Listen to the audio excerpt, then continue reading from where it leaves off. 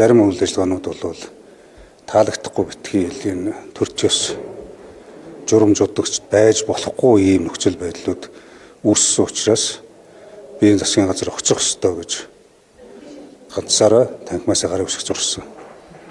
Хууль биш, зарчим биш. Тэр дундаа бидний ярьдаг үндсэн хууль дээдлэх зарчмыг дээлж асуудалд хандахгүйгээр хуульгүй улсын дүрмгүй босогч тэмцэгчийг энд ч нэг болонд очиж мэдгэлээ гээл тэнд ч очиж нэг хэсгээрээ засгийн гарч асуудал яриад нөгөө талд нь юу болоод байгаа нь ойлгомжгүй юм асуудал болсон учраас төрт ёстой улсын болвол эрх зүй төрийнхөө хүрээнд парламентын институтийнхаа үйл ажиллагааны хүрээнд парламентыгаа танхимд гудамжинд биш асуудлуудаа ярьж үнэхээр засгийн газрын ажлыг хийж чадах боломжтой гэж байгаа бол энэ төрийн эрх барих дээд байгууллага улсын их хурл танхимдаа асуудлуудаа шийдгээ. Засгийн газар дээр би бүсчилсэн хөгжлийг хариуцж ажиллаж байсан сайдын хувьд энэ хөдөө аж ахуйн салбарын асуудлыг хариуцж байгаагийн хувьд дээрээс нь энэ стандарт аюулгүй байдлыг хангах асуудлыг маш олон саналууд тавьсан, нэгийг ч хүлээж аваагүй.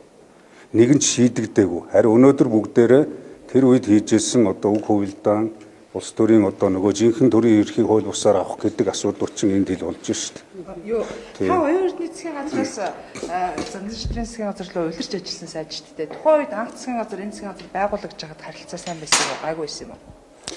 Өмнөх засгийн газар бол бас хэлтэй хөвгтэй ч гэсэн ажил явуулсан юм аа.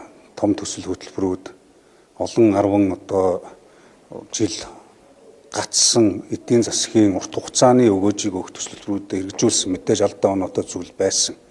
Гэхдээ энэ засгийн газар шиг өдөр тутмын ажиллаа хийхгүй, ажилдаа орохгүй, асуудалтай хүн орохгүй, ажил амьдрал, бор амьдралын шийдвэрт нийцсэн ийм үйл явдал үйлдэл шийдэл гаргахгүйгээр зөвхөн улс төрчсөн, зөвхөн хулгай дээрэм ярьсан, зөвхөн өөрсдийн өнөөдрийн эрх мэдэл албан тушаалтайгаа байхын тулд, зууралдахын тулд хэн нэгнийг зориудаар гүтгдэг, харлуулдаг, дээрэмчин, алуурчин, талуурчин болгож байгаад араас нь зорилготой хууль хяналтын байгууллагын салбарын сайдаа хүртэл тавьдаг. Ингэж байгаа захиалгатай улс төрийн хилмигдүүлэлт явуулдаг. Тэгээд энэ зүйл нь хэрээс хитэрч байгаа учраас төр гэж байгаа бол төрч ёсны хүрээнд дүрм журам гэж уддаг гэж байгаа бол тэрнийхээ хүрээнд дээрээс нь хууль тогтоох гүйцэтгэх шүүх эрх мэдлийн байгууллагын хяналт тэнцлийг хангаж ажиллахын тулд энэ асуудалд анхаарахгүйгээр өнөөдөр яаж намын дарга болох вэ гэдэг. Намын асуудлыг улсын төрийн асуудал болж хувиргаад төрийн эрх мэдлээ хэн нэгэн хүнээс албан тушаалынхаа гомдлын өс хонзонг авахын тулд зориуд захиалгатай ийм гэмт хэрэглүүдийг бий болгоод хэрэгүүдийг бий болгож нийгэмд сошиалоор өлгөж жогоод араас нь аваачиж хэрэгтэн ялтан болгодог энэ ажил хэрээс хитэрч байгаа. Тэр нуусан офтекерийг гаргах хэрэгтэй. Тэрний цаана ямар нөхдүүд байсан. Энэ Зандар Шатар гэдэг хүн бол их хурлын дарга байхдаа тэр офтек гэдэг гэрээний үйл ажиллагаанд өөрөө оролцсон хүн. Тэр офтек гэрээ яагаад чимээгүй болчихсон. Хэдэн тэр бум ам долларын асуудал. Тэр өмнө ярьжсэн баахан буу шийдэмтэй нөхдүүд 50-60 буута хэдэн 100 сая төгрөгтэй хэдэн мянган доллартай баригдлаа гэсэн тэр хэрэг нь яасан.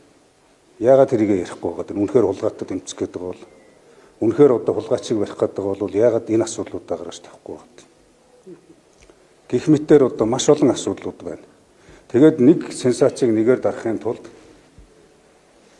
өөр нэг сенсац гаргаж ирээд өөрсдөө гимгүү цагаан юм шиг бүхэл бүтэн 20-30 жилийн төрийг барилцчихэд гинт гарч ирсэн юм шиг. Энэ өмнөх тэр 44 дахин Монгол улсын төвөргийн ханш алдагдчихлээ гэж. Тэгвэл энэ 25 жилд энэ Зандан Шатар гэдэг нөхөр хаана явсан?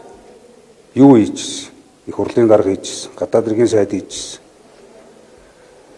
Хэрэглэхийн дарга хийжсэн. Өнөөдөр юу хийж байгаа вэ?